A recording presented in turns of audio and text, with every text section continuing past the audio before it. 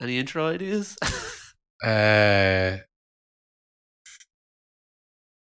No. No, me neither. Shit, well, we're so focused on this. We're so distracted by the quality now that the pod is going to dip.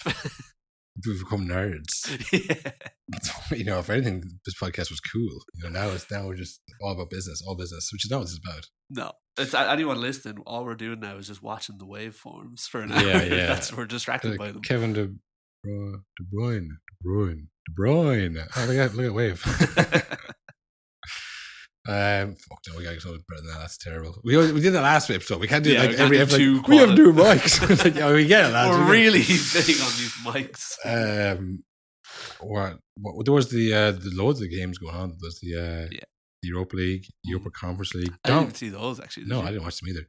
Dominated by English teams. Yeah. Like the mid 2000s, I guess, or basically on a whole the entirety of football. Apart from like those few years with Barca, Madrid. There's a couple of years where English teams, like one English team makes a semi-final. It's always a disgrace though. And it's like, what's gone wrong? Yeah. And then they go, look at the best players in the world. They don't play for our clubs. And not in our league. And it's always panic stations. Yeah.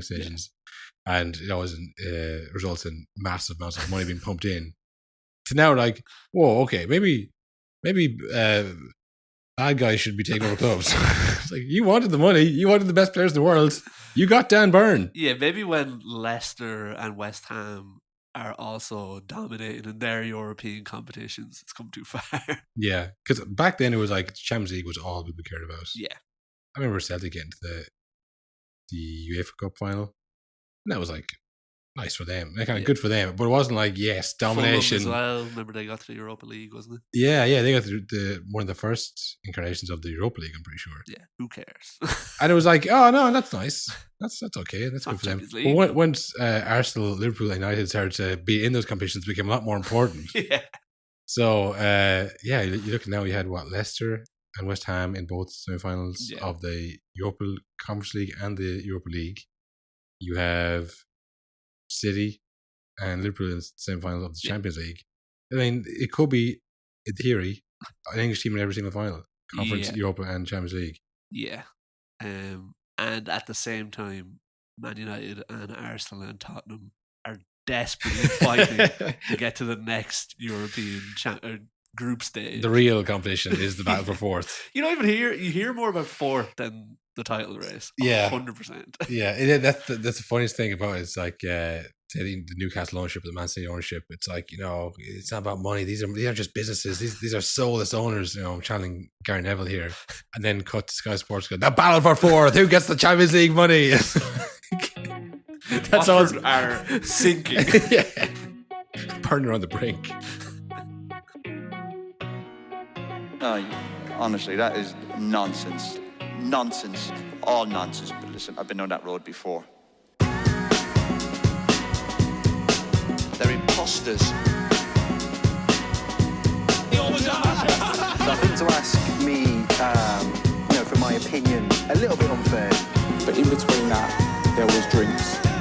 Why are you talking rubbish? Hello, everybody, and welcome to a No Nonsense podcast, the long-awaited Champions League midweek special. For the return. Have we covered any Champions League until now? No, I hadn't watched it in weeks, man. Yeah. What was the last one I watched live? Might have been before Christmas, actually, to be honest, because I didn't have the chance over there. Yeah. And there's no pubs over there in the off-season. Which is insane. It's just restaurants, and they sit around and drink coffee, stare at each other. So. Yeah, you don't go for dinner and watch the match. No, they don't. They talk to each other and communicate. It's fucking weird. Psychos. Yeah. It's strange cultures abroad. Why are you watching someone else's league? Yeah. But who cares about this one? There was one kind of a sports bar permanently populated by like old men smoking like trains. Like this old picture of Messi and Ronaldo, like a mural of them playing for, like one of those betting ads you see when you're streaming a movie. Yeah. One of those, but like on a wall. And it was like, they were kind of semi-outside, semi-inside. It was these glass panels. Very intimidating spot, very dark, Didn't feel like I could go in there and watch the game. And didn't feel like I could say, can you actually put on the other Champions League game? Yeah, can you put the volume up? I don't want to see this one, I want to see the other one. Yeah. Yeah, no, I'm from Ireland. So I haven't watched Champions League in a long time. Like I watched the highlights, whatever, and you watch, Champions League magazine, my favorite show ever. But no, I haven't watched any live games till this week, I think. And what a game to go back to. I missed the City game. I was in work and I was just checking the score every now and then. And every time I checked, there was 2 more goals. Yeah, well, speaking of the opposite of an intimidating pub, one of the locals here, I thought this is good. Good to be back. Got in early, got in about 7:30. Yeah. Got a pint of Guinness on deck. Yeah. Ready to go. About to start. And me and Tom were like, well, we should probably get them to know from the racing. And seemed as we're the only 2 in the pub. Yeah, on a Tuesday night. Out in the smoke area, it's pretty cold. But Tom wants smoke, so that's fair. So we're out there, and he goes in. He says, change it over the football. She goes, yeah, no bother. We're sitting there. It's like maybe 10 to, and no change. Still the racing. Goes back in again.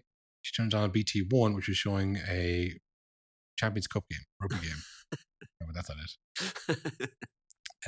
So we're getting closer now. The games they're already lining up now. They're already doing the Champions League national anthem. Yeah. And we're like, okay, well, we're gonna, we don't want to cause a scene. We don't want to cause a scene here. But could you? You're only back. She came out. The Vatican came out 3 times to try and change the channel. Look at the bloody pull down screen. It's like that's obviously not what you change it. But you're just trying to stay polite and calm because you want to watch the game. Yeah. So yeah, it was about. I'd say 12 minutes in before we got the game turned on. Turned it on 2-0 City. I thought that's it. That's the game done. I thought game over. Yeah. That's a terrible start for Madrid because the last game they were lucky. I felt against Chelsea. How they beat Chelsea, I don't know. Yeah. It was just like on sheer power of will that these old men in Modric and Benzema just continue to roll back the years every single time. I thought, no, they've come up against their match here now against City. Too much for them. And contrary to popular belief, City actually did win this game. Yeah. It doesn't feel that way because they should have, like I said, 2-0 down after 10 minutes. Yeah. That should be curtains. For anyone in the Premier League, it is curtains. Yeah. But Madrid managed to battle back. Benzema, of course. Ridiculous. I don't know. Now, I hate this kind of having a go at the Etihad because there's so many things you could have a go at them for. Yeah. Real things. Yeah, But it was a sense that when that goal went in, like a palpable sense of dread from the City faithful. There's oh no, they've scored. You're 2-0 up and you're dominating them. It's a hint of the old PSG thing of like as soon as it happens in the Champions League, it's we've seen this before. Yeah, it's Monaco all over again. Maybe that's what it was, but I've never seen someone score. It wasn't even an equalizer. It was like you've been dominated, and it was a half chance. And I was like, all right, that's Benzema. You're gonna. He's always going to score. He was marked. He was well marked, but like it was just an unbelievable finish from an unbelievable player. Yeah, terrible person. Yeah, unbelievable player. Yeah. And then I think did he go 3-1 up? Yeah, I think so. Yeah, they went 3-1 up. It was Phil Foden, Phil Yesta with the header. Yeah, and it was like, okay, 3-1. Exactly what I thought. Like, yeah, this is why you say you should have been worried. Yeah, they're going to run through. Speaking of run through, dear God, what was that? I've never seen that before. Like, okay, Fernandinho came on. If anyone didn't see the game, Fernandinho came on for John Stones at right back. And I think we talked about this last year when I think Valverde had to play right back against Mane. It's like, it's a big ask. Defensive midfielder, fine, but like right back against one of the best wingers in the world. Yeah, someone whose job it is to make right backs look foolish. Yeah, and you're not even right back. Yeah, you've never done that. I mean, that Vinicius run. Ridiculous. Just the turn and then he was gone. The turn, it was just, he just absolutely did him. Yeah. I think that's what it was. Like, if that was right back, you're not leaving yourself open for that because you there's no one behind you. This guy's really fast. Yeah, you'd be waiting back at your goal. Fernandinho, if he thinks that happens to me, that's happened in the middle of the pitch. There's an entire back four behind me and a goalie.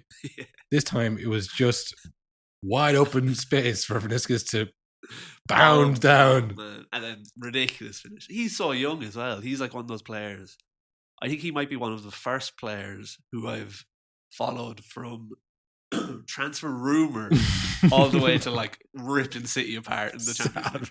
So good. I did think that last touch though, I was like, he's taking too much out of it. Yeah. Because when you're running in full tilt like that, every coach will say, any sport, steady yourself, son. Yeah. Steady yourself before you take the shot because you're going to either balloon it over or dribble it. Yeah. And he came in, I thought, this is where you pass off somebody else. There wasn't really an obvious pass on. It's like he's going to kick it off the chest, the goalie, typically. But he took one last touch, and then that's when I went, okay, that's it. And they jumped in, and he managed just like Henri around him, outside, like inside the boot, like geez, unbelievable finish, unbelievable finish. I have to run that far, and still going that fast, and like all. And then again, that he's so young that he was still able to like, it's fine, I can do this. He had gas for celebration afterwards. Really gave it to those City fans. But that's the thing. It was like that was an unbelievable goal and such a sucker punch when City were on top. It was almost like kind of sense that they can score whenever they want against you. Yeah. Even though you've won 3-2, I mean, they had an interview with Foden and Bernardo after the game. They looked absolutely bollocks.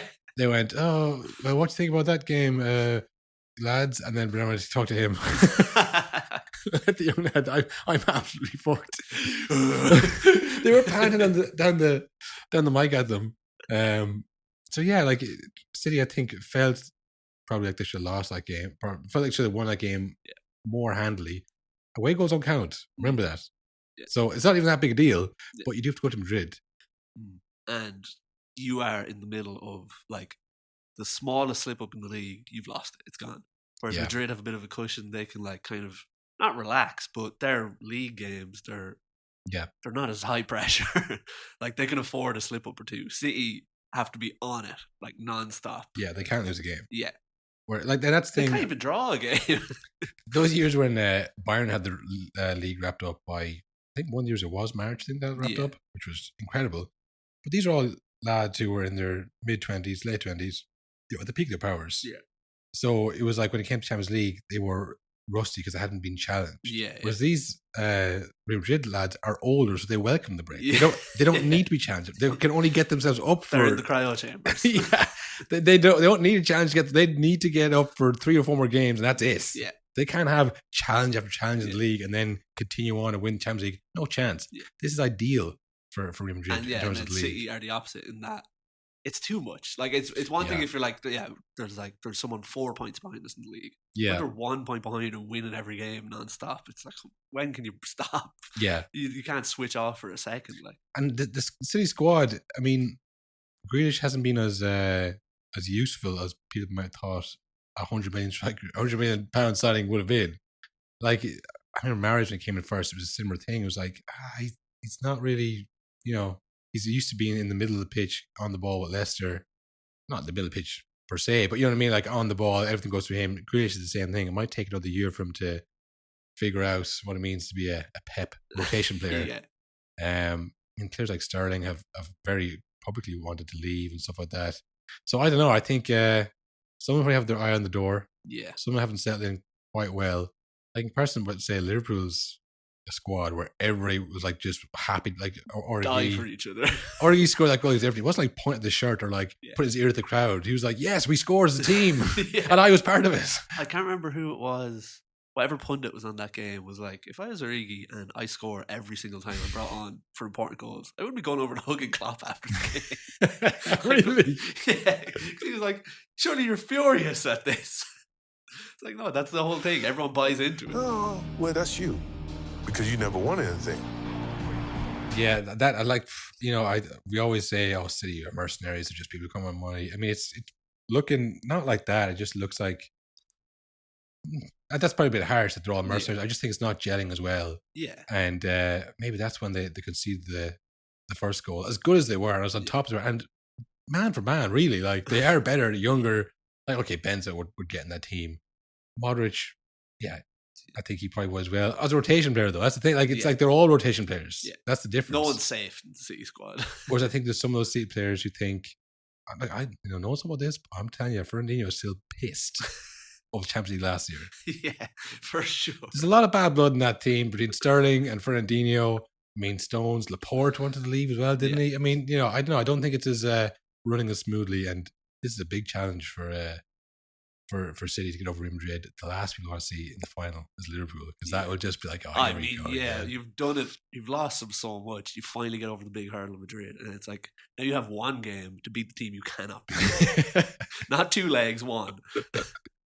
And you just know, like, I'm sure some of the City players, like, I don't know if you saw the picture of Benzema celebrating and all the City fans taking pictures of him. Yeah. And, like, smiles on their faces. In, like, the neutral stadium, the City fans are going to be one thing. The Liverpool fans are going to be fucking bouncing. Like, there's going to be fires in the stadium. Like, so that's such a tough task if they get there. I saw that picture, right? And it's kind of, like say if that was in, I don't know, anywhere else, you feel like anyone else would be at this level of competition, that those fans would be making wanker signs at him, throwing up middle fingers, shouting horrendous abuse, mostly racist. Whereas City was like, just appreciating a great player. Yeah. I'd be like, this is disgusting. This is a disgrace. This is a joke. This is not what football's about at all. They need to be. I'm sure, like anyone. Those City fans should be locked up. They should be banned from the stadium for that kind of behaviour. You're just going to let them get away with that. Where's FIFA when you need them? You're going to just stand by as they do this kind of stuff in the stadium in front of kids? Smiles on their face. A joke. Yeah, well, of course, that was the Tuesday night. But Wednesday night we had another game that, when you see a game as good as that, you think, oh, yeah, every game is going to be great. Yeah. Bit of a letdown, to be honest. As expected, though. Liverpool versus Villareal. Yeah. The Yellow Submarine. Yeah. And the way that they've sunk teams in the past, Will, is exactly what they tried to do against Liverpool, and it doesn't make for great viewing. No, definitely not. It makes for a fairy tale run. Yeah. Well, I don't think many people watched Villareal versus Bayern Munich because it was Atletico versus City that same night. So no one's probably expecting this to be this kind of a one-sided affair because I think if they beat Bayern, they must have something about them. Yeah. Well, I do remember because when we were watching this game, I had a Vietnam flashback of Villareal wasting time before a corner in like the 7th minute of the Europa League final, and I thought, oh no, I remember this team. Yeah, it was a tough game to watch, honestly. Yeah, a beast, you might say. Yeah, a beast, a beast of a game to watch. But I think that would work against, obviously it worked against Man United last year. It worked against Juve and Bayern Munich. But this Liverpool team are just incredible. Yeah. As we were just saying, the squad that they have, the pace they have to bring off the bench. There's so many, it's not like get the ball to Salah. No. I'm not trying to do like Bayern or Juve at this service. Just get the ball to Lewandowski. That's their only plan.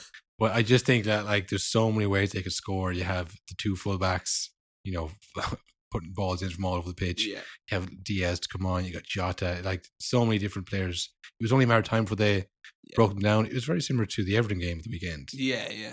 Just a team like vastly inferior, desperately holding on. Maybe we could get a little draw. Maybe this will be the day that we stifle them. Yeah. But you know what? I think one thing that maybe has changed from Liverpool is because they have done this before, where they try and break team down and you sit in front of them and just don't let them catch on the break. That's all you can do. And Salah will take 5 shots and they'll lash off the defender's legs. Yeah. Salah got the assist from Mane's goal. I think that relationship is kind of cooled, hasn't it? Have they just decided to play nice? Saw this the other day. Do you know how many assists Salah's got this year on top of his like million goals? How many? So Salah has scored 22 goals this season, and he's gotten 13 assists. Yeah, I honestly think that's the difference. Yeah, that's huge. Like, because it wasn't like say all going to Salah and him taking shots from like when he ran in on the angles like he's going to shoot here and he hits the side net and it's like now the one he kind of poked it forward to Mane. It wasn't like a premeditated thing, but it was kind of like before maybe he would have dragged that back. I could definitely score this. Yeah, there's still time. Because he's gone through a bit of a dry spell. He started off like a house on fire. Yeah. If he kept at that rate, he would have smashed the record. Yeah. But it hasn't affected his game. Like, I wouldn't say he's playing badly either. Yeah, definitely. And maybe it's the contract coming in. He thinks, okay, I got to show that I'm worth more than goals, because you got Luis Diaz. Like, say you got other players coming in now who can say, well, they can score goals too. Yeah. There's always players who can score goals. Well, as we've talked about, Cathal, if you get the quad out of him, you don't need him anymore. What's the quad? Because it's all downhill from the quad. Yeah. Well, maybe he's thinking the quad will save him. He's got to slow down. But yeah, it was utter domination from Liverpool. I do think it's one of these things. It's recency bias, but like they are one of the best teams I've ever seen. Yeah, 100%. And they're unbelievable to watch as well. It's not like they grind out results. They go for it all game. But nevertheless, people still decide to point the finger at Villareal. It was their fault. Disgrace, losers. Let's play the clip from Talksport, shall we, Will? Yeah. Mr. Jason Gundy! Has anyone seen Villareal? Pathetic! Has anyone seen Emery? Pathetic! There's not a world that exists right now that Villareal can trouble Liverpool at any price. Awful. I don't know what I've just watched, but Villareal are a disgrace. That is a disgrace. UEFA must be watching that and thinking we are in big trouble. If that's what's getting to the semi-final and playing English teams, that's shocking, disgraceful. Bayern Munich, Juve. Mate, I don't know how... Look, Liverpool are brilliant. We know how good they are, right? But that was a disgrace tonight. That is shocking. That is a disgrace to the Champions League, right? They were walking around that pitch. Disgrace, man. Disgrace. I like the whole thing of him being like, look, Liverpool are good. We all know they're the best team in the world. But No one can touch them. The fact that Villareal couldn't just simply score 2 goals. Like, they were bad because Liverpool made them bad. That's how football works. I mean, I do agree that the goalkeeping performance was bad. He was shy, yeah. That was the hero. Yeah. The hero of the Europa League. Penalty scorer. The winning penalty. Didn't save any other, was it 11? 11, 10? Sorry, 10. He let all the Geronimo Gulli. Yeah. At the time, I remember people were saying, wow, when we saw Geronimo playing for Real, we thought, this is terrible for them. This is the worst keeper in Spain. And here he is now, Champions League semi-final, flapping at the ball, unable to catch it. He, like, every single shot that came toward him, he punched it as high into the sky as he could and just hoped it didn't land near a Liverpool player. And every shot that came near, he made look really good because he dived and got nowhere near it. Yeah. He made it very cinematic, the efforts that Liverpool had. And I mean, look, you watched the game, you knew Liverpool were on top. But the stats really do tell the exact same story, if not more so. I mean, they had like 78% possession? 73% possession for the whole game. 19 shots and 5 shots on target versus Villarreal's 0 on target and 1 shot. I don't even remember their shot. No, you won't find any highlight reel, folks. No. What else do we have here? Liverpool made 654 passes. Villareal made 180. And I think most of them were just clearing the ball out and hoping it goes to somebody. Yeah, but then there's a pass maybe. Villarreal lost the ball 143 times. Yeah, they were fucking destroyed. All over them. Thiago, I don't know what's happened, but he's really good now again. He's excellent. I thought he was washed, Will. I was happy to say he was cooked, washed, whatever you want to say. He was finished in this game. What's the last Liverpool player to be washed? Klopp seems to be really good at making players good. Yeah. No, I mean, listen, you get to a certain age and you have injuries, it does get harder. Yeah. You know, you really have to have, you can call it hunger, you can call it whatever, but like, if you don't feel like this is something you want to do every day anymore, it is very tough when you're struggling with injuries and age and you're slowing down, you have to change your game. I think Klopp just has that effect on people where, you know, you like coming to work. Yeah. And listen, not that Thiago was ever a bad player. He was unbelievable when he was young at Barcelona. Yeah. And he left to Bayern to go with Pep to be, you know, the next great midfielder.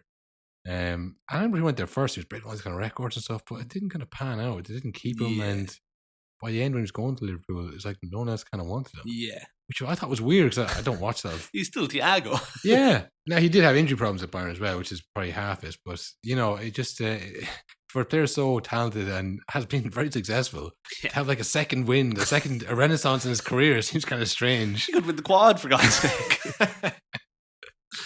Did Xavi ever win the quad? I don't think so. I don't think so. It's funny though, because I think you saw that game, we're like, wow, Liverpool are fucking unbelievable. Yeah, Another person who saw that game and thought, wow, we're really good as Klopp, because he went, I'm staying here as long as possible. Yes. I think he said 4 more years. 2026. Yeah, him and all his staff. So Yeah. they're all in. We're all in, baby. But it's like, if you don't win the quad this year, it seems like you could do it next year. Like, Yeah. now it's a case of like, how much could you win? Because I mean, if he stays for another 4 years, keeps winning at the rate he's winning, Yeah. then he's like in Fergie territory, or one of those managers of being like, he's stomped every competition he's in. You're getting there. You're getting to the longevity. Yeah, his longevity is the thing, and like he's already the longest serving manager. Yeah. 4 more years, he's there 10 years, I think. Yeah, he's basically That's David a long Moyes Everton. time. Yeah, that's a long Except he's time. won stuff. Yeah, I don't know. I remember when Pep left Bayern, or not Bayern Munich, when he left Barcelona, because it was just too intense, Yeah. which I don't doubt. Yeah, But I don't know. That seemed mad to me at the time that you would leave Messi. you could just keep going. Yeah, because you had a great team back then. Yeah. You know, And it seemed like he had a lot of control as well. Of like, yeah, it wasn't like there was people interfering everywhere. maybe that was it though, because I mean, we obviously saw later the shenanigans that the Barcelona presidents like taking up to investing money and Hiring investigators, hiring social media companies to destroy Messi online, to troll Messi. Like, I mean, as if that doesn't happen already. Yeah, But whatever, maybe he thought this is as good as it gets. Yeah. I'm going to leave. But I remember he took a sabbatical a year out. He went to New York. Yeah. I thought, oh, fuck off. I thought, yeah, I'm going to go to New York. Yeah. Like, if he went home to spend time with his family, like, yeah, you need a break, you want to relax, spend time with family. Yeah, yeah. But I'm going to go to New York and like talk he's about a fashion. rom-com. I was like, come on, don't you have kids? Like he did. He's like, I need to get away with the pressures of football. Family life, who cares? I want to go to Central Park. Yeah. Hang around and just drink coffee all day. I thought, okay, he's clearly he has his notions where he doesn't want people think it was just Messi. Yeah. Which it was. Yeah. He hasn't won Champions League since. Yeah. I mean, Messi, Xavi, Iniesta, Busquets, Puyol, the Yeah, whole. but still. And he was part of it too. I'm not saying he wasn't part of it, but like I think that's always been his motivation. Where I don't think anybody doubts that it's mainly Klopp. Yeah.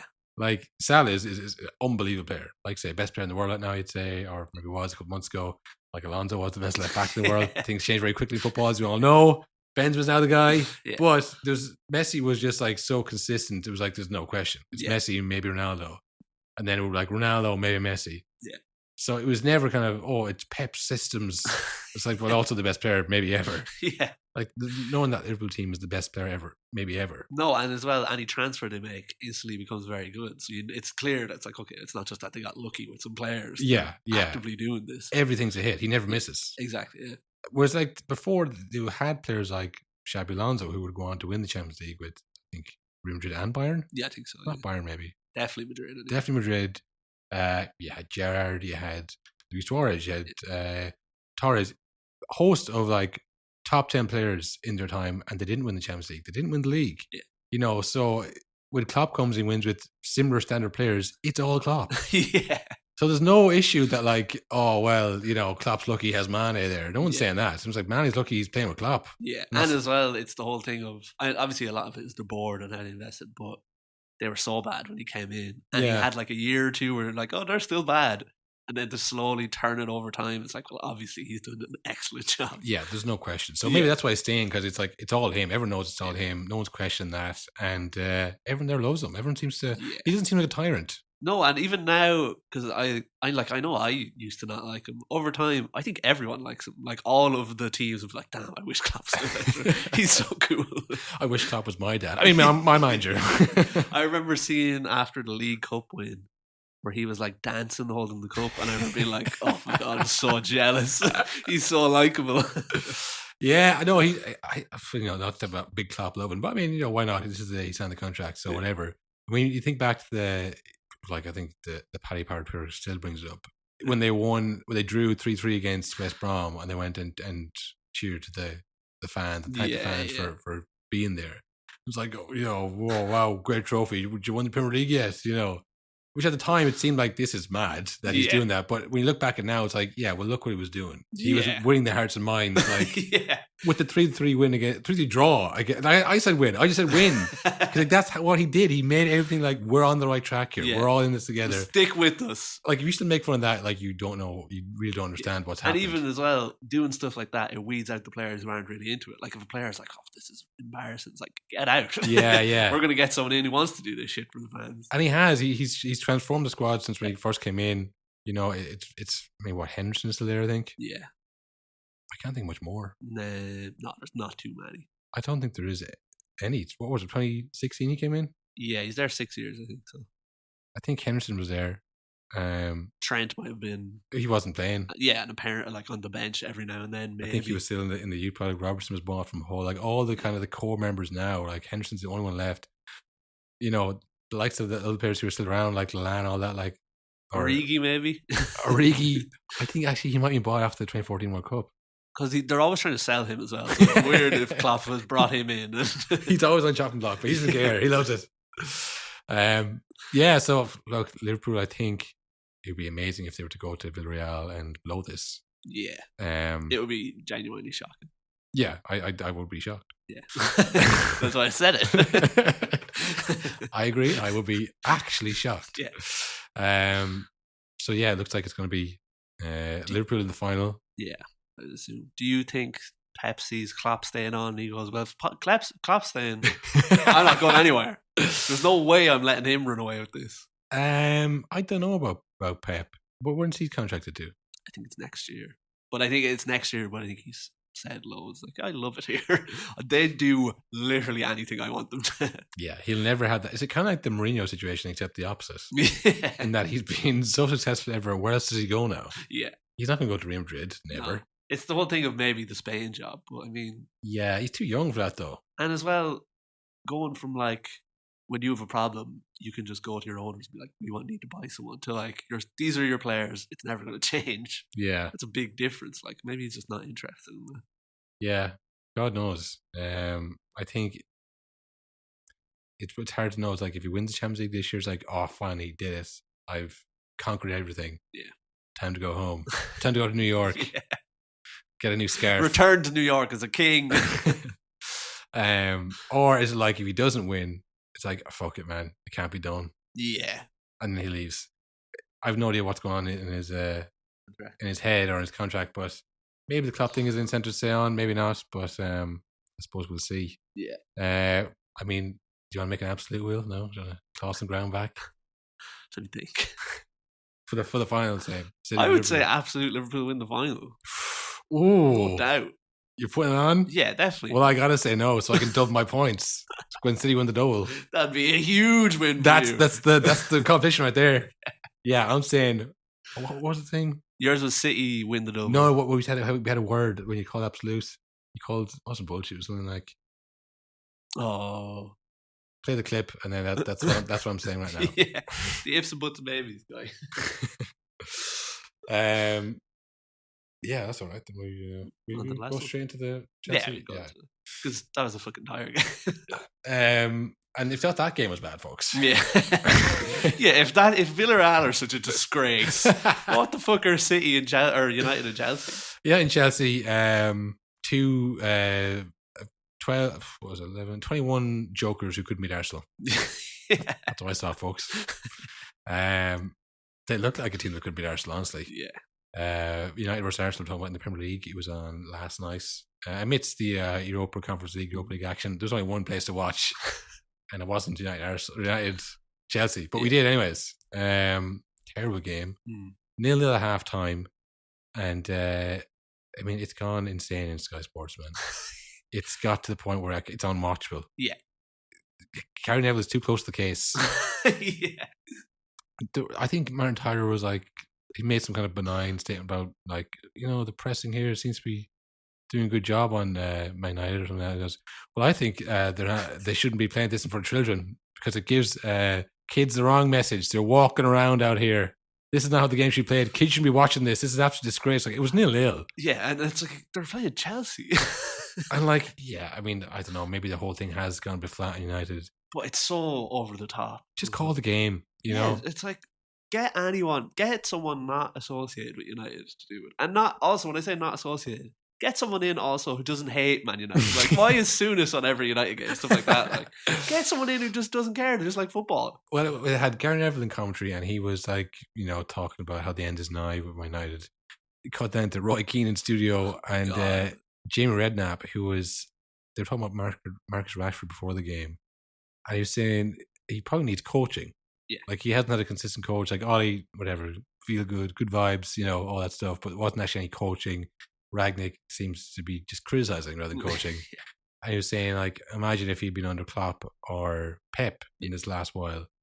And Keane angry interrupted to agree with him. He was like, well, that's not good enough. It's like, no, that's what I'm saying. He's like, yeah, but like he's 24, he should be doing this himself. It's like, yeah, but I'm just saying, yes, what if it was under Roy. Klopp? And Roy was like, well, yeah, that would have helped, but like you gotta have the fire in your belly yourself. Like to coach yourself? Yeah. It was a mess. It was like an angry Man United fan in co-commentary, angry Man United fan in the studio. Redknapp just trying to call it as he is, call it as a Caesar, but it was just so negative. Think if you are thinking that, I've gotten to the point where I don't watch it now. Yeah. So imagine how annoying it is. Like it's so annoying that even like diehard United fans are like, shut up. Yeah. Shut up about Man United.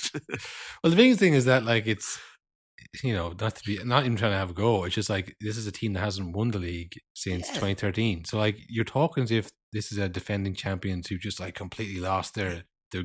There's been 2 rebuilds since they won the league. Yeah, but they talk about them as if they should win the league. This is a disgrace. Like they're a bad team. Yeah.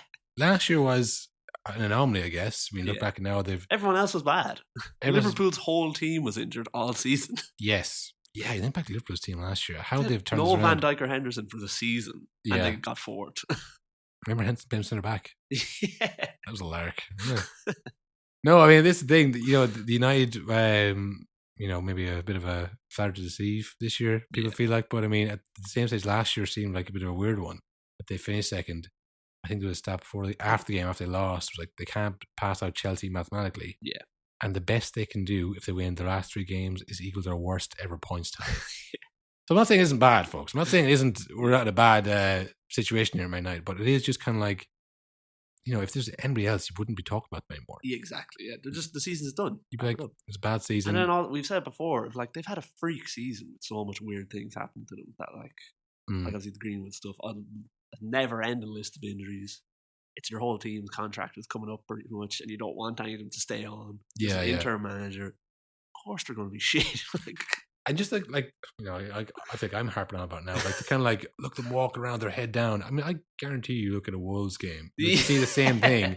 But if you had a diehard Wolves fan on co-commentary, he'd be fucking raging. Yeah. He'd be like, you shouldn't be walking around for this club. Yeah. Like, but you can't do that because like, well, I'm sure the Villareal pundits weren't like a disgrace. They were like, that's a tough game. When you're a fan, like you see things differently. Exactly. And it's more important to you. It's some things are less important, like fouls and stuff like that. Yeah. And to be fair, usually they are pretty okay. Gary Neville especially will call a foul if he sees that kind of thing. Yeah. I'm not saying they're like completely biased, but when they are too close to this one because they are in a bad state and they can't help but like just criticize the players in the middle of the game. It's the Skulls calling out Lingard. That was insane. Like Lingard, I've never seen a pundit do that. Throw him under the bus and then did it again a few days later. Lingard normally absent from the squad. Yeah, what a shocker. I don't think we're ever going to see him again. No. Even like if you're West Ham, you see someone on telly going, I was talking to Lingard, he said it's shit there. Like, well, I don't want him on my team. Yeah. I don't know. It's the whole thing is crazy, the amount of Man United pundits in the media now, I suppose. But it's on paper, it's like, yeah, if Man United were doing well, you'd love to see Paul Scholes and Gary Neville talk about Man United and how great they are. And this is like the team when we won. But when it's this, it's just like it's so draining. And like I said, this is what I'm talking about. The game was terrible. Yeah. Chelsea had loads of chances. Chelsea are I was looking. They're only 6 points ahead of 5th now. Yeah, there's a few games left. I think they have to play Arsenal still. I might be wrong there. No, they have to play somebody. Someone good. I think they have to play Everton for sure. Everton for sure. And then one of the top 6, I think they still have to play. Yeah. But like they're not safe anymore, which is crazy. But then it's the whole thing of, I think they're the same as United are and have been vocally, have been like, it's gone. 6 points is too much. Like if they won that game against Chelsea and they're only a goal off, it's back to being like 2 points off 4th with 3 games to go or 4 games to go or whatever. Yeah. So it's so weird that everyone's just giving up. It's like, it's sorry. That was a great result for Arsenal. 1-1 draw. I'm sure they'll capitalise. They're in the driver's seat once again. Yeah. It's all up to Arsenal. Who they play next, Will? I'll tell you now. It's not Spurs. I think that's in 2 weeks. But that's when, I think. I think it's just whoever wins that gets 4th, surely. They do play Spurs, yeah. That's the 4th spot final. Yeah, pretty much. So they have to play West Ham next. West Ham, though, on day of Europa, they're going to be focused on that. 4th's gone, but you can win the Europa. So they're in the second leg of Europa next week? Yeah, I think so. Midweek? I think so. It's either next week or the week after. I'm not sure. They're not playing this weekend, are they? West Ham is Sunday, 1st of May, a few days. So they're off the back of the last one. Off the back of the last one, and they have a Europa League in between that. I think so, yeah. Because I think they rested Antonio for the last game they played. Yeah. Oh, this is goodwill. Things are coming up. This is all good stuff. And then after that, they play Spurs. No, then it's Leeds. Should win that. Okay, that's 6 Spurs. points. We'll say 6 points. Yeah. You know, you're safe then, man. Yeah. You're in it. Yes. Come for you, Chelsea in third. Unbelievable. I think they play Everton on the last day of the season. Oh, yes. I think that sounds like an Everton win to stay up. They'll be cut adrift by then, my friend. Yeah, probably. Actually, that's very and true. Probably Frank Lampard will be sacked and he'd be right. Yeah. I feel that's the last. Yeah, what we need to clarify that. What happens if he gets sacked after the last game? Because there's no way he's sticking around for the championship. Well, we'll play the clip because I don't remember what you said. Yeah. See there, Will, pretty obvious. You said, I think you said.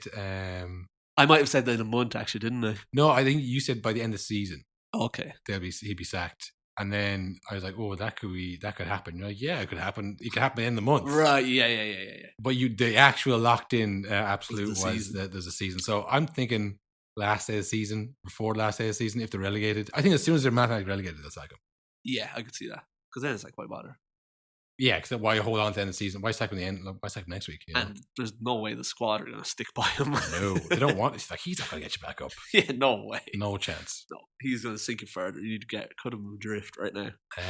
Yeah, well, I think that's one thing for sure. We need to update the absolute board. Yeah, for sure. We've been firing them out here kind of wild the last.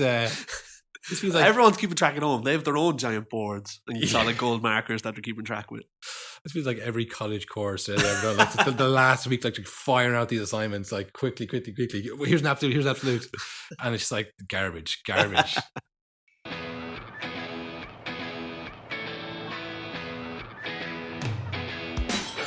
That is a disgrace to the Champions League. Liverpool, there's players there that haven't even broke sweat. No. Right? They were walking around that pitch. It's a semi-final of a Champions League. Liverpool are just too good. There's only one team on the planet that can do anything with Liverpool right now, and that's Man City. And maybe Chelsea in a one-off, right? But no one can get near Liverpool. They are streets ahead, and that Villareal side there were beaten before the first whistle went. A disgraceful display. How? I mean, I have to say, how they in the semi-final, I don't know. I really don't know. I wasn't impressed with them tonight whatsoever. But West Ham would give Liverpool a better game. Everton would give them a better game. Everton are going down. They were better than they beat Villareal. Villareal, I've got no idea how they've made it this far into the Champions League. Their goalkeepers, by the way, it's one of the worst goalkeeping displays I've seen at an elite level ever.